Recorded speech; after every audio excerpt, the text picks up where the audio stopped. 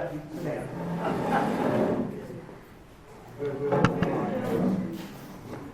These are the hot chairs. All right, I guess this is directed at both of you, and I would like both of you to answer, because as sheriff of Berkeley County, we have something in the Constitution, it's called the Second Amendment, and it's very important for me to know just why you would think it's important or to the people, or do you think it's something that, should really be disregarded from the Constitution? Both of you. If you want to do it like you agree with this, I'll take this one first, you take the next one. That's fine. Yes, I am a proponent of the Second Amendment. And I got scorned by certain groups throughout America. I was on a list with some other sheriffs here. Sheriff Cannon being one. I think we had 7 or 9 in the state of South Carolina, or 46. Whenever there was talk about taking away our right to bear arms. And I don't second guess our forefathers. They put that Constitution in place for specific reasons, and I believe we should stand by that, and we should not ever waver from that. That's my personal opinion. That's where I stand, and I will not waver from that. So bottom line, if the feds show up and say, we're taking all the guns around here, you wouldn't be supporting it, you'd be locking them up. And I'm a supporter of the Second Amendment as well. And what you brought up is true. It's easy for us to say we're a supporter of the Second Amendment, but the hard line is going to come because the sheriff is the last constitutional stand against those changes in the law and things that are going to restrict our Constitution. So in reality, when those federal governments come in, that sheriff is where he's got to stand. If I support it, that's it. You're not coming in here and do that. It's already occurred in, I think, Connecticut. I think they just put out something, and in King County in Chicago. And he actually came out and said he was a Second Amendment supporter too. And he actually did some things that was good to support it. And then all of a sudden he's knocking on doors asking for guns as deputies are. So that's the hard line. It's easy for us to sit up here and say that. What are we going to do when time comes? That's what it's about. Stand firm. Yeah. Who's next? Yes. You probably seen on the news the other day in Dorchester County where that guy was home alone and he had reduced mental capacity and they beat him up pretty bad. My question is, whoever is the sheriff for this next 4 years, would you consider working on some sort of a program where if they're dispatched to an address and there's an adult there in that situation, that they could get a notification that there's that type of environment in that household, or a placard that the people could voluntarily put in their door? You know what I'm trying to say? Some sensitivity. Are you talking about like a senior citizen program, Yeah. or somebody's no, medical condition? This guy is 45, but he's about a 10-year-old, 12-year-old out of capacity. His parents went away. They told him not to answer the door or anything. The deputies come because the neighbor called for some reason. And he got scared. He opened the garage door and had a knife, and they just beat the crap out of him. And they could have shot him. I understand. So you're talking about the deputies coming there and they did that? Yeah. I'm thinking some system where, at this house we have a person there with reduced mental capacity, so you feel like I understand now. Yes, sir. Yes. We need to develop a list, whether it's for senior citizens, to young people, the people that are on some sort of medical disability, mental disability. There should be a list like that. For instance, North Charleston, we have lists like that. Now, we have computers in our car to where it pops up and it'll tell us, all right, at this location, there's this problem. And dispatchers, if you don't have a computer, a dispatcher should have that information, and they should go to relay that information to the deputy and say, listen, at this location, there is whether it's somebody's been diagnosed with schizophrenia or mental conditions or anything like that. Yes, sir. Time for 2 more. Sure. Yeah. My suggestion would be put together a database like that, let people call in, tell what type of individuals they have in home, build a database and go from there. Throw this at you as well. 911 communications, as it stands right now, does not come under the sheriff's office. It comes basically under the supervisor's office. And talked to several councilmen, looking at maybe in the future to bring 911 communications under the sheriff's office, where we have better correspondence with them, and then we can actually train those people there to ask questions as to what type of individuals we have. So what happened in Dorchester County does not happen in Berkeley.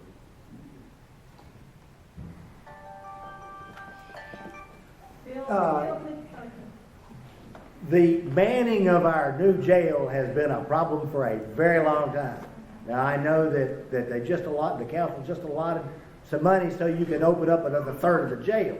There is still at least, a third of the jail that's not open, and it needs to be manned. What would you do, or what do you intend to do, realizing that you get a block, I know that your budget is a block budget, and then you can go from there. How are you going to address this problem so we can start using the darn jail and maybe keep some of the guards up there from being attacked? And that's a very good question. I appreciate you asking that. It's been a battle that we've had on our hands for several years now. When I put in a proposed budget, I've done it the last several years, ever since the expansion has been completed, asking for additional detention officers over there. And I've had one-on-one conversations with the supervisor about that. We received letters from Blake Taylor, who comes by and inspects our facility and makes an assessment. He sends that report to the county supervisor's office. I get a copy of the report. We've been steadily written up for being understaffed over there. So I am each and every year in my proposed budget, I ask for the proper staffing. I think now again, and I'll emphasize this to you as well, with the current council we have in place, I feel very comfortable in saying that we probably will get there in a matter of time. The initial agreement, which I set into a meeting with the supervisor and Mr. Taylor from the South Carolina Department of Corrections, it was put a plan in place to add additional detention officers each year for 3 years, and then we could fully occupy that, and it just didn't happen. I asked for it. That's all I can do. I don't control the purse strings.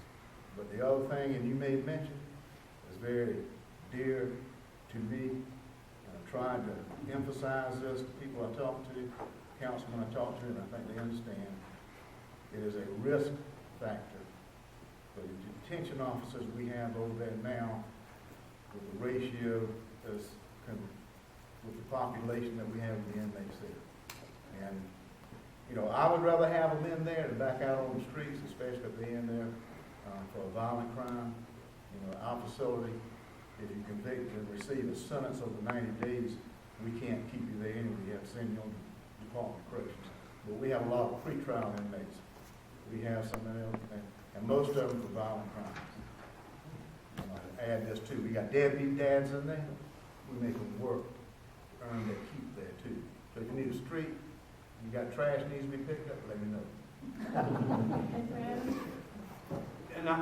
This is where I'm at. The jail does need to be staffed, and the sheriff said that he's asked for the budget at the time, and, you know, when it was built and that. And this is where I would stand. I think at that time I would go to the supervisor at that time. And I would prepare him. I would tell him, all right, Mr. Supervisor, this is my intentions. I need staff. You built a $10 million, I think it's $10 million building. It hasn't been staffed. You're either going to start giving me staff. My next step is going to be, I'm going to start going to the media.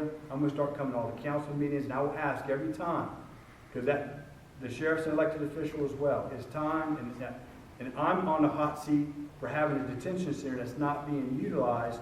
So I think it's important for them to be there and state his case every time if he has to. Thank you very much. This is for both candidates, obviously, but I'd have to address it more so to Sheriff Dewitt, because you're currently in office.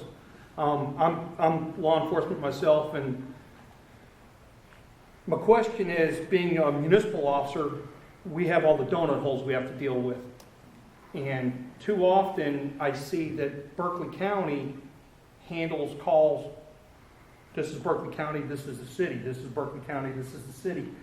And I'm still a taxpayer, even though I live in the city, but I don't seem to receive those services, and I'd like to know how that can be fixed.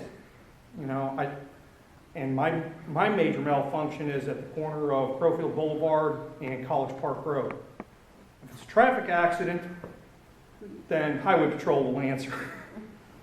If it's a disturbance, if it's on College Park, Goose Creek is there. If it's right at the corner, then we have to figure out who it is, and maybe the county shows up. So I'm not saying they don't appear, but they don't come into the city, and I'd like to know if there's a reason behind that, and if there's a way to fix it, sir. Whoa, watch out. So I guess you pinpointed me on this one. Well, only because you're the sheriff currently, That's fine. and it's an opinion I have, but then how Mr. Adams would be able to fix it. And quite honestly, Mayor Heisler has asked me about that as well. And when we respond to calls, I mean, we through the city all the time. You see our cars in the city all the time. And my theory is this, quite simple. If a resident of Goose Creek, or Monk's Corner, or Hanahan, or St. Stephen, or Bono, we got Chief Bono here tonight, if they call and request a service, we will provide that service. And I'll give you an example. This past week, in the city of Goose Creek, out of a subdivision in Crowfield, there was a stalking case, and we were very worried about the 25-year-old female and concerned about her safety. And they called the sheriff's office. And I told them, I said, we'll be happy to work that case for you.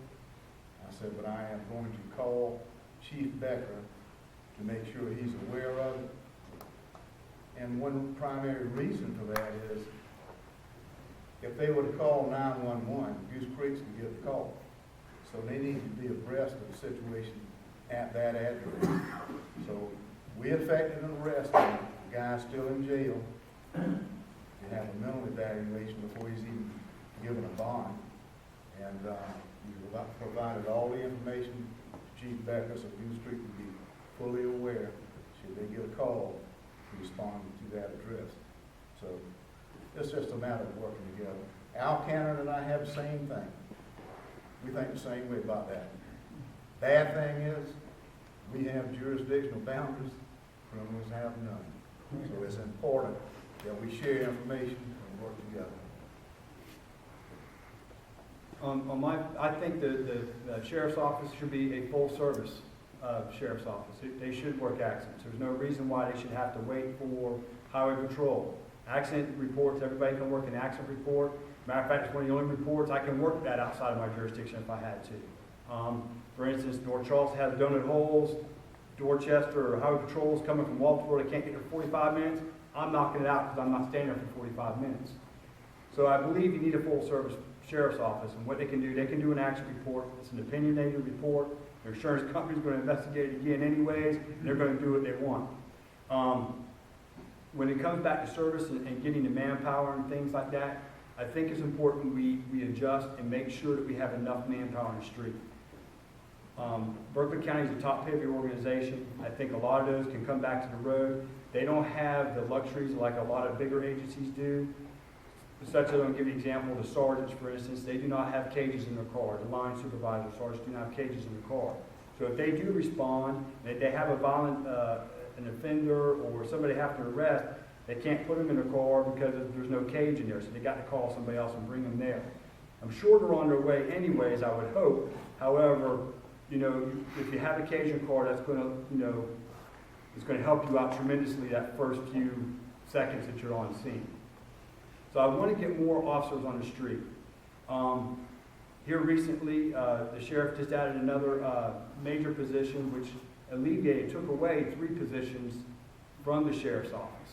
And those are 3 important positions I think are needed on the road. Me personally, I would want a quicker service. Quicker patrol is the first line of defense against, you know, preventative crime, to respond to crime, and to help out with the neighborhoods. Thank you. This lady in the back. Brian, I'm going to address this to you, and I think it's kind of a white elephant in the room. you're working for North Charleston, Yes, ma'am. but we need to make it, I think, very clear that you are a Goose Creek boy, and you live in Crutchfield. I'm gathering you went to North Charleston and gained the experience there that you were hoping to get, as I've kind of watched you grow up. But I've had several people question, do we have somebody living in North Charleston running here? So you might just want to clarify that.